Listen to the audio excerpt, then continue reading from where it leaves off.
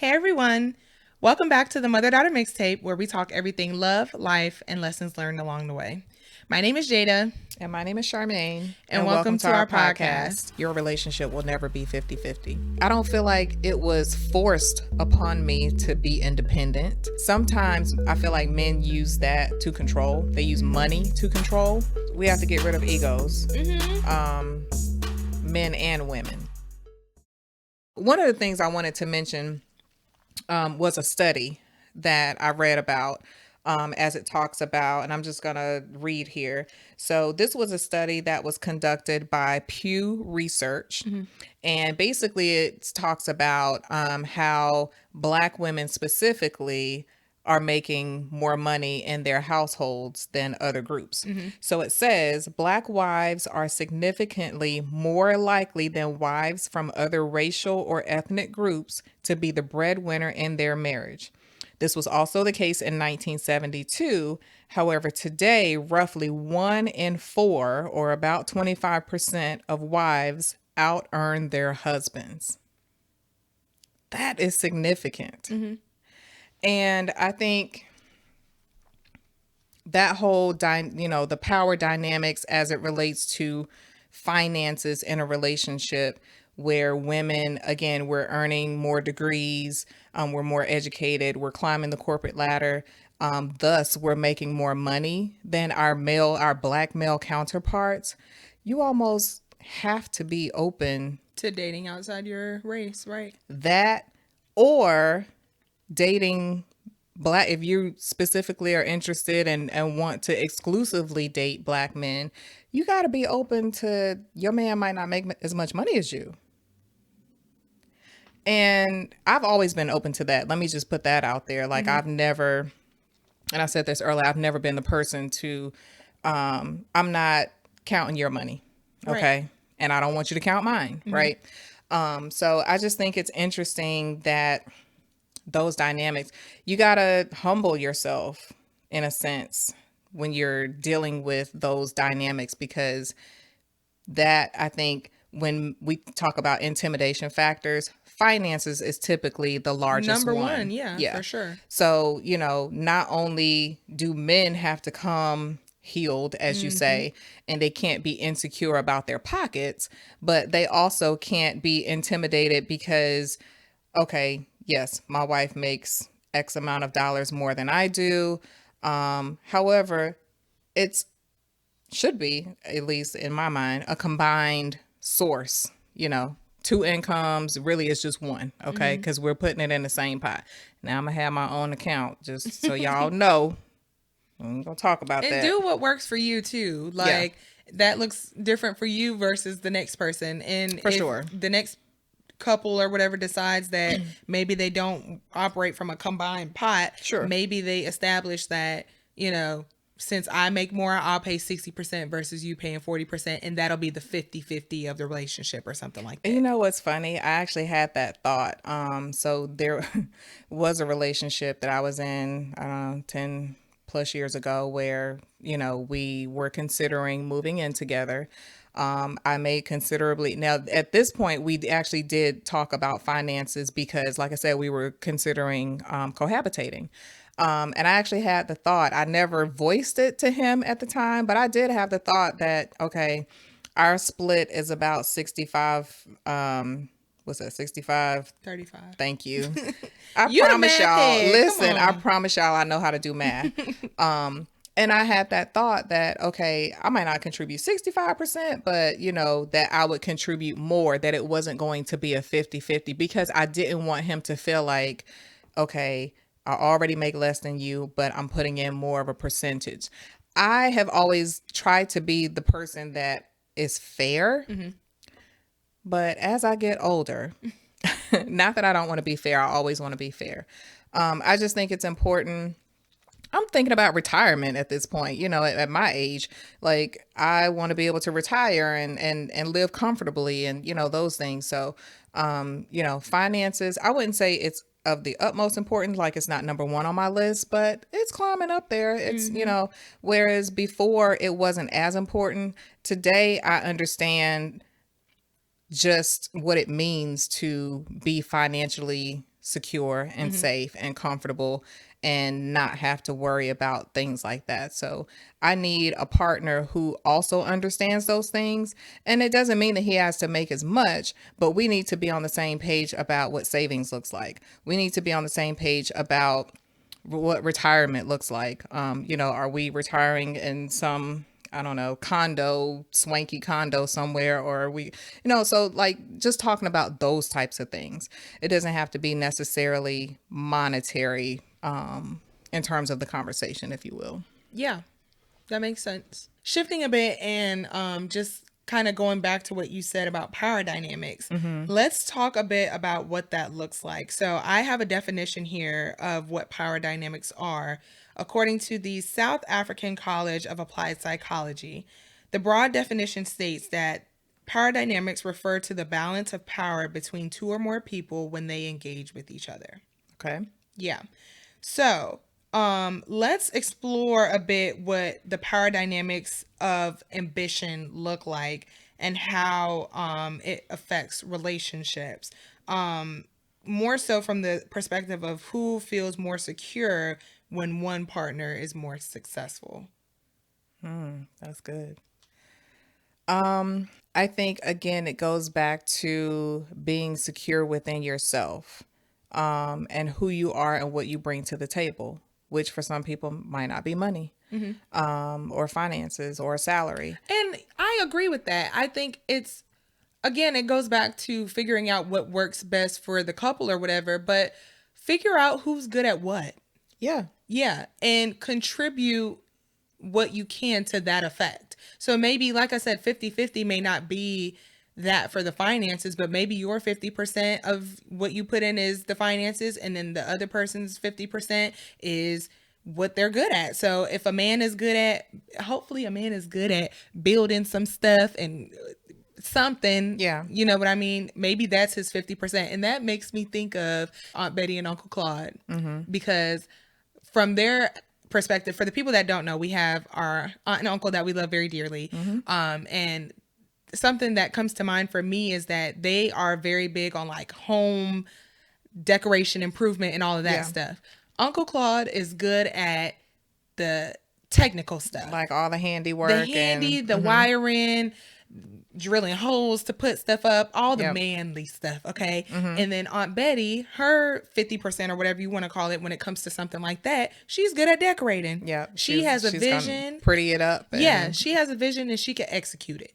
So that's kind of where my mind goes when it comes down to like you said, like figuring out what works best for each person, basically. Yeah, and what they do well. I've listened to other podcasts and other people talking about relationships and how actually I think it was Pastor Keon, who's married to Shawnee Henderson, Shaq's ex-wife.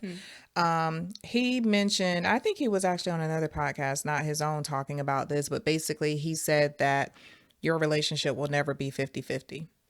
Some days I got 100 and you ain't got to come with nothing. Some days I got 10 and I'm gonna need you to bring that 90%. So a relationship is very seldomly going to be a 50-50 relationship. Money, stress, whatever factors. Life. Yeah. Just everything, just who's cooking this week, who's cleaning this week, it's never going to be a 50-50. So I think when we're talking about like power dynamics, that's not going to be 50-50 either. Like some days I'm going to lean on you to make the decisions because I know you got it. And there is such thing, sorry to cut you off, there is such thing as decision fatigue. Yeah. Some days, like you said, maybe the man has been making decisions all day, from the financial aspect of the bills and grocery shopping and all this other stuff. That man is tired and he just needs you to pick, what are we going to eat tonight? What takeout are we going to get tonight? And that's okay. Yeah, for sure.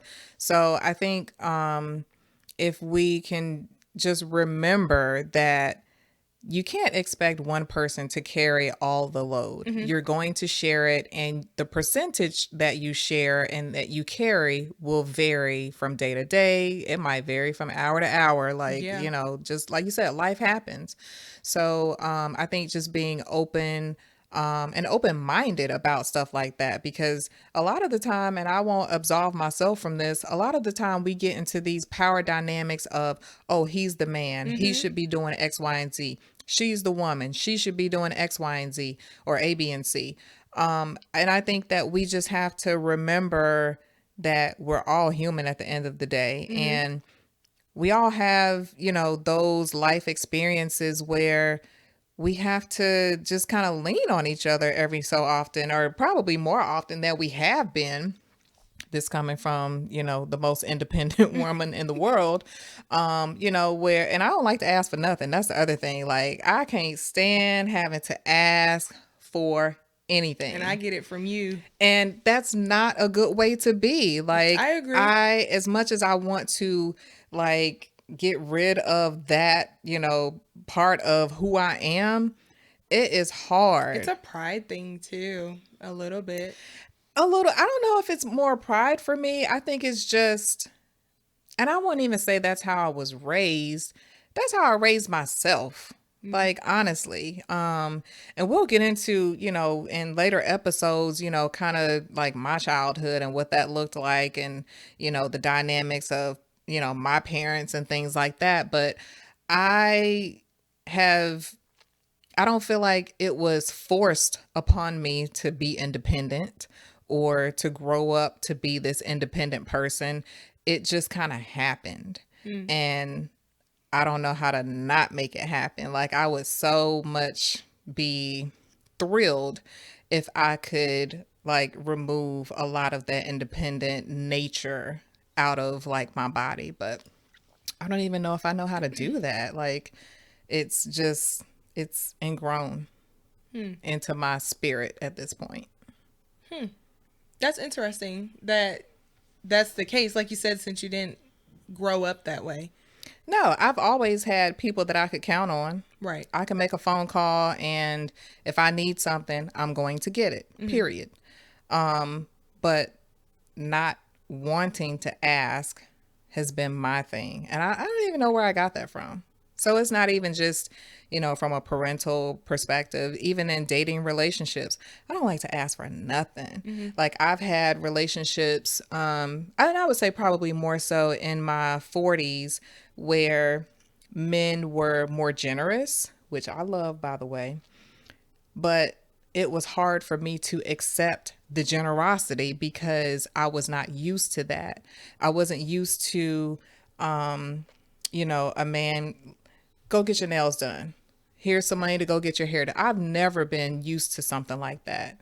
And in my mind, I always was like, oh, it would be nice if I had a man that would do X, Y, and Z. But when it actually happened, I almost didn't know what to do with it because I was just so used to doing everything myself. So that, I don't know, that can create an interesting dynamic too, where sometimes I feel like men use that to control. They use money to control. But I didn't necessarily feel that way, you know, in that situation. But it was so new for me that I almost didn't know how to deal with it. And, you know, I never asked like, oh, babe, I need to go get my nails done. Can you, you know, float me $50 or whatever? It was never that. And I never had to ask. And I love that. We love a man that do stuff. I love a Mr. Make It Happen without you even having to ask. Like, I'll die on that hill. Like, Yeah. I love a Mr. Make It Happen. Yeah. Now, when you actually get a Mr. Make It Happen, It's still gonna be, no, don't worry about it. I remember one time when I was working at Target, I had a guy friend that really just wanted to do something nice for me one time. And we were getting off work at the same time, and I was buying like some snacks or something. I almost fought that man at that register because he pulled out his card and it was like, no, I got it. I'm like, no, I got it. Like, and we literally, this is the cash register, pushing each other like, get off the register. I got, like, why was I so like, Adam, just let a man do something nice for you one time. Yeah. Like, but it's so hard because It I is. don't want to feel like I'm taking advantage of somebody. Right. Or that like, you know, I have to, pay them back or something like that. Like, of course, if somebody's going to do something nice for you, they're going to do it and be done with it. But Right. sometimes you just don't know that people are going to have. That they're genuine with Right. their And intentions. they're not going to come back and be like, remember when I did this for Right. you? And like, I don't want to even have to think about or deal with stuff like that. So I think a part of that is a reason why I kind of But have is that more about him or you? We could talk about that in the next. Okay, I'm just saying, and those are, when I talk about dynamics, that's what I mean. So, like, for instance, in that scenario where you're thinking, okay, I want you to do this nice thing for me, but do you have ulterior motives? Right. Is this going to come back to haunt me? Is it going to come back to bite me? That's more of your learned behavior than it is someone genuinely doing something nice for you. Yeah.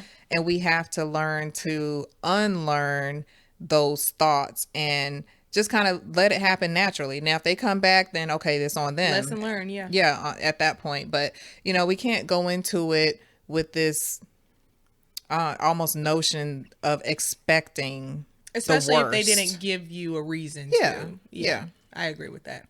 Yeah, But it's hard. It is hard, exactly. I was just about to say that. It's hard, and it's something that, like you said, needs to be unlearned because when you go through several experiences like that, it's almost hard to give everybody that fresh, fair chance in repetitive situations. Yeah. Especially. Yeah. So to kind of move away from I guess, I don't want to call it the negative things that we've kind of, but, we've kind of been talking about realistic things, right? The intimidation, the insecurities and things like that.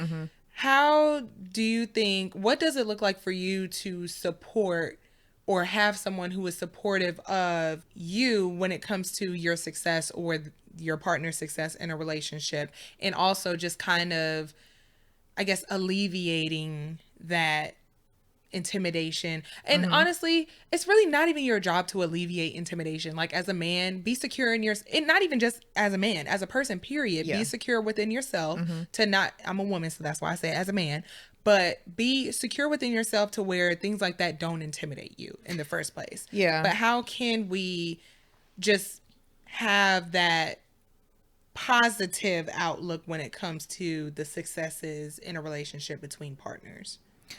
Well, first we have to get rid of egos, men and women. Right. And Beyonce said we got a big ego, and I do, but you gotta let that like sit to the side and not let it enter your relationship from the aspect of, oh, I got this, and I'm throwing it in your face.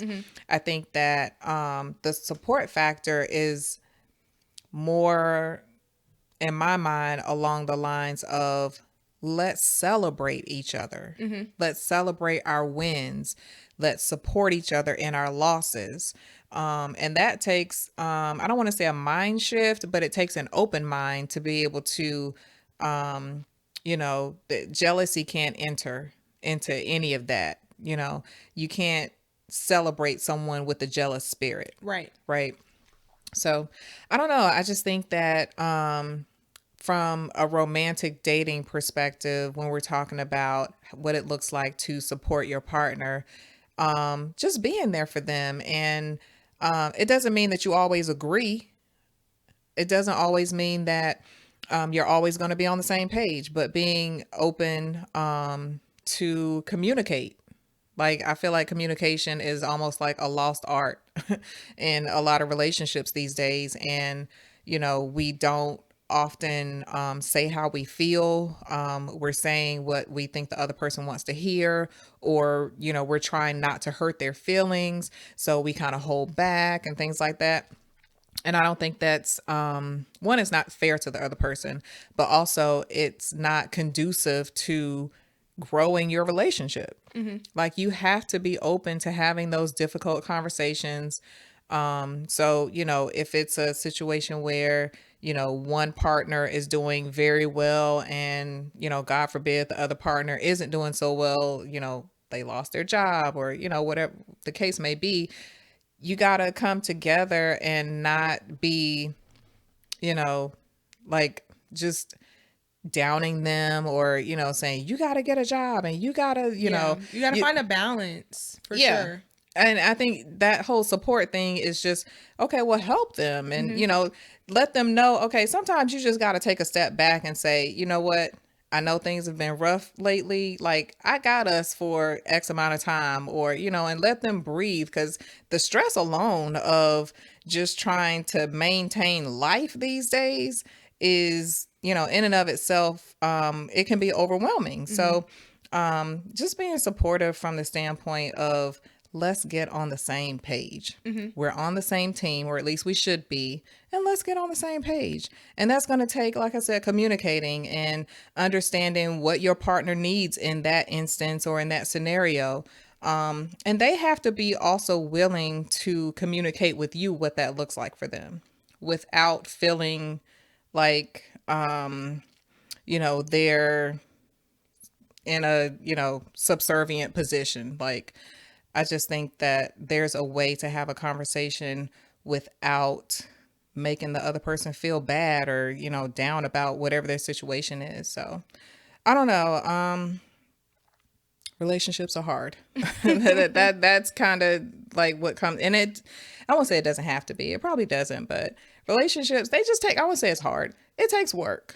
It's not easy. And I don't want people to feel like, that, oh, it's, this thing that's unattainable and all this.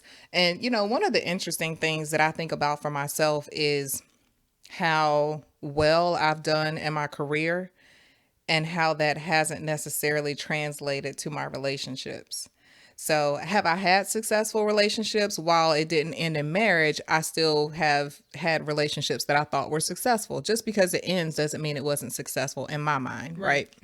So I think that, I don't know, when you think of it from, and I'll speak from a Black female perspective who's educated, I've done well in my career, still doing well, and I love what I do. And I, have matriculated in my career and, gotten to management positions and things like that. I wonder, why has the dating phase of my life been what it has been? I won't say good, bad, or indifferent, but just what it has been. Whether, I've had good relationships, I've had not so good relationships. And it just makes me think about, okay, you have excelled like in your career, you've done really well from an education perspective.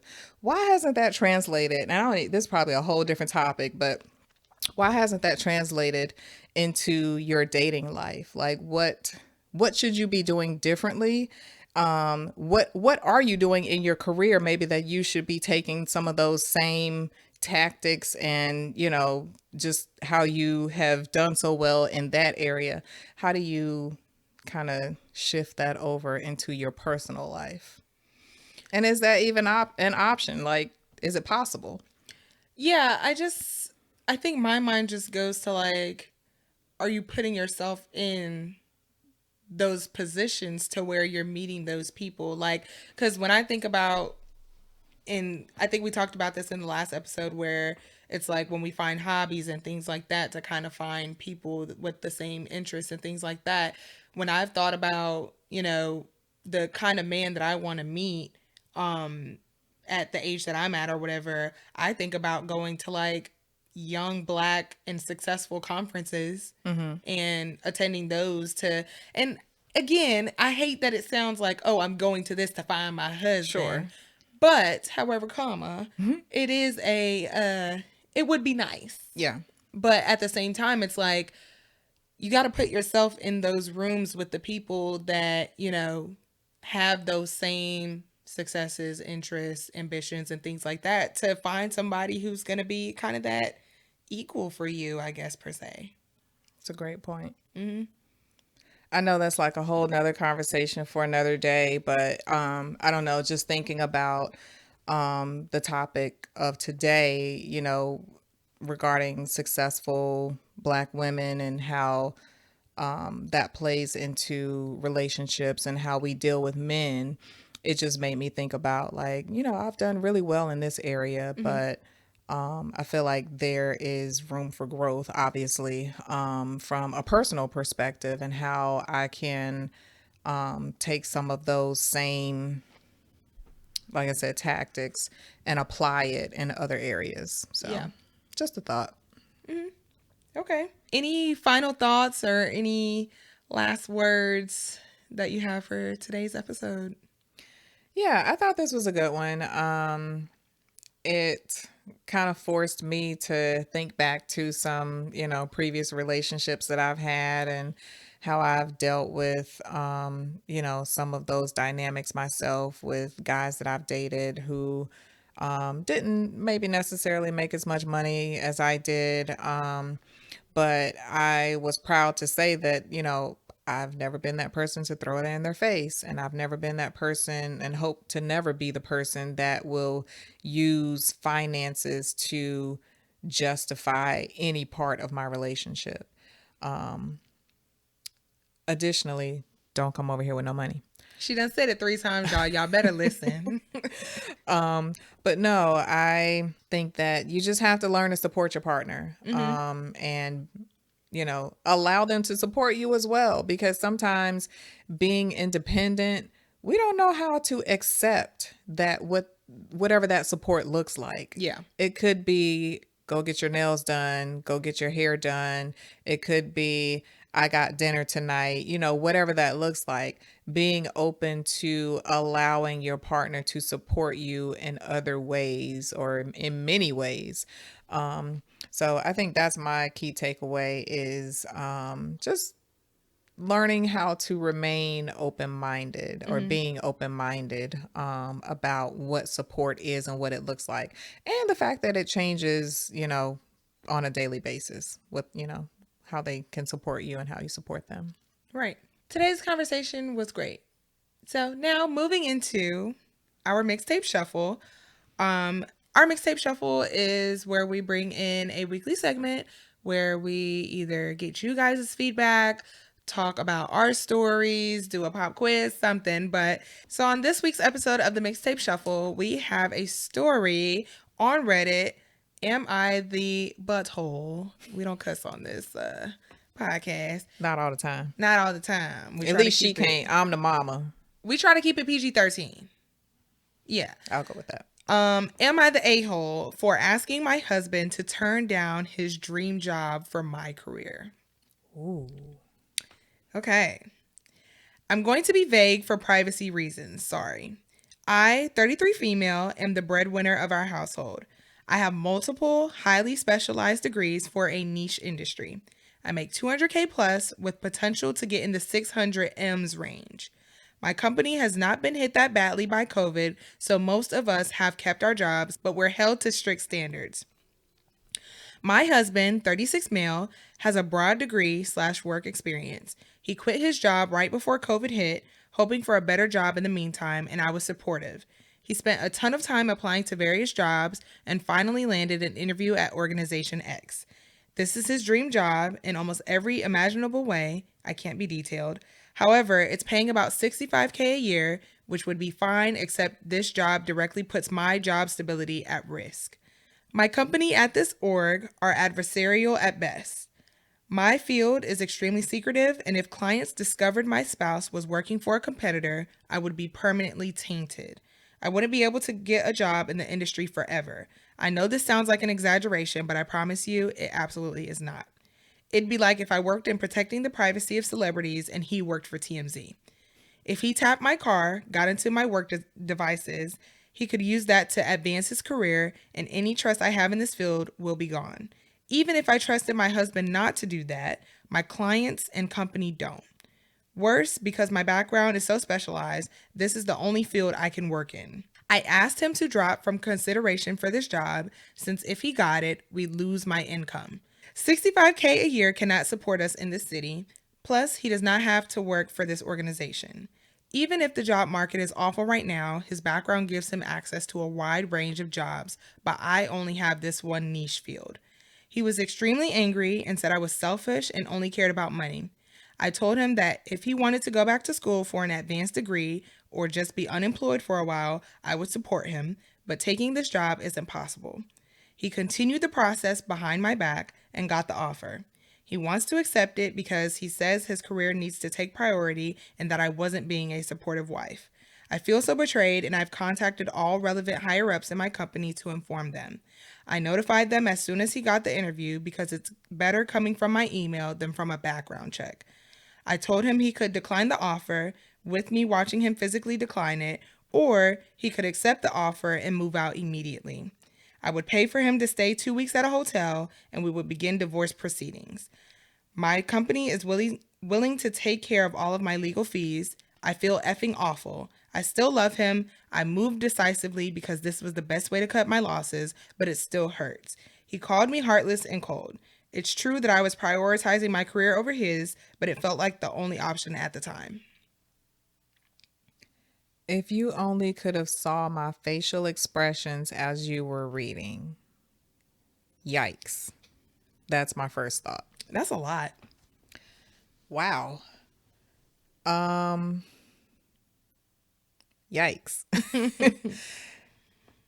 I didn't think it was going to come to that at the end. Mm-hmm. I thought that like the question was just going to be, What should I do? should he take the job or Yeah. not? Or, would you support him in taking the job? But the whole, my company will pay for my legal expenses and my divorce, like Putting him in a hotel for 2 weeks. Wow. Yeah. So my initial thought is he's the selfish one. And the reason I say that is if she's making $200K plus per year and his offer was going to be $65K, clearly she has stated that they can't live off, like they can't maintain their lifestyle off of that. So was his suggestion, okay, you quit your job, I'm going to take this job because it's my dream job, and now we have to basically change up our whole lifestyle? That's selfish to me. Now, was she a bit selfish? Perhaps, but if she's been in her career and in her field for, she didn't say how long, I don't think, but she's, specialized her education in this field and she's been working in this field and she's worked her way up to where she is to be able to make $200K is like a phenomenal salary. No, it is. Right. Yeah. So if she's done all these things and, okay, it's his dream job and I get that, but you gotta compromise. You do. And I'm just like, I didn't hear anything in there regarding if he was basically okay with the change in lifestyle. Like we've been maintaining this lifestyle for however long because of my salary, which I hope she's not throwing it in his face. But to have to change potentially where you live, we gotta find a new house. I mean, there's so many things that go into like your lifestyle. Maybe we can't travel like we used to anymore. And if those are the things that make you happy, and I'm not saying material things, but having the leniency to do what I want when I want, that is a certain level of peace that I don't know. A man just, I don't know, it's going to be worth it to don't come over here with no money. I didn't say that before. And then this instance, clearly, I wouldn't say clearly because we don't know. I think that it sounds like, was providing this lifestyle that she's become accustomed to. And am I, as the breadwinner, am I going to be okay with diminishing my lifestyle because my husband wants his dream job? I'm probably going to say no on that one. Yeah, and I would honestly want a husband who wouldn't even want me to do that in the first place. Why do I have to dim my light, basically? Yeah. And I get, like you said, it's your dream job and things like that. And maybe he was getting tired of feeling like he was being supported by his woman and he couldn't contribute anything. But she even said like she didn't mind doing that while he, Like got was figuring it himself out. Yeah. like standing on business. Right. Like, okay, if you want to go back to school and maybe Right. you want to open your own business, and it sounds like she was supportive And she from was going to that provide standpoint. that, like, she was going to fund it. You know what I Right. mean? Yeah. So, and like you said, it's not all about the finances, but it's like, let's be realistic. We live a certain lifestyle. We Yeah. live in a certain house. Life costs money. It does. So it's like, while we can say, oh, money doesn't buy happiness and money isn't all this, money be buying me happiness because it buys me food and food makes me happy. Okay. Money buys happiness. I don't care what nobody say. But in the same breath, it's like she was more than willing to provide. Yeah, it was like she was offering potential solutions. Exactly. It wasn't like she just shut it down and was like, oh, no, I'm not even considering that. You might Right. as well find something else to do. Right. She offered other ways for him to perhaps get to his dream job. Another dream Did job, you yeah. have to do it with this company who's a direct competitor of mine? Did you have to put me in this compromising position with my company to potentially lose my job? And then now we're living on your only I'm not saying only as in 65,000, but I'm saying in comparison, Compared, to yes. hers, we're living on your $65,000 salary. To me, it's not even, the question was, am I the a-hole? No, she's not, in my opinion. It sounds like a very unfortunate situation, but I think that he was the selfish one in this scenario, only because she provided an option, multiple options. Go back to school. I don't know if I heard anything about like starting your own business, but I'm sure she would have supported if he wanted to create his own company and something like that. But no, I don't think she was the a-hole in this situation. Yeah, I would agree with you. I also don't think that she was the a-hole. So, like you said, unfortunate, but What do y'all think? Yeah. Like, I'm very curious to know if, we're the lone wolves in this whole opinion. yeah, leave a comment. If you're on YouTube, let us know how y'all feel about this Please. situation and where you agree or disagree with our perspectives. Yeah, for sure. Thank you guys so much for listening in and watching this week's episode of the Mother Daughter Mixtape. If you don't already, be sure to follow us on Instagram at the MD, M as in mother, D as in daughter, mixtape. You can also listen to us on Spotify and Apple Podcasts at the Mother Daughter Mixtape. And of course, if you're not already on YouTube, you can also find us at the MD Mixtape or the Mother Daughter Mixtape as well. Period. Yes. Thank y'all for watching, and we will catch y'all in next week's episode. Bye. Bye.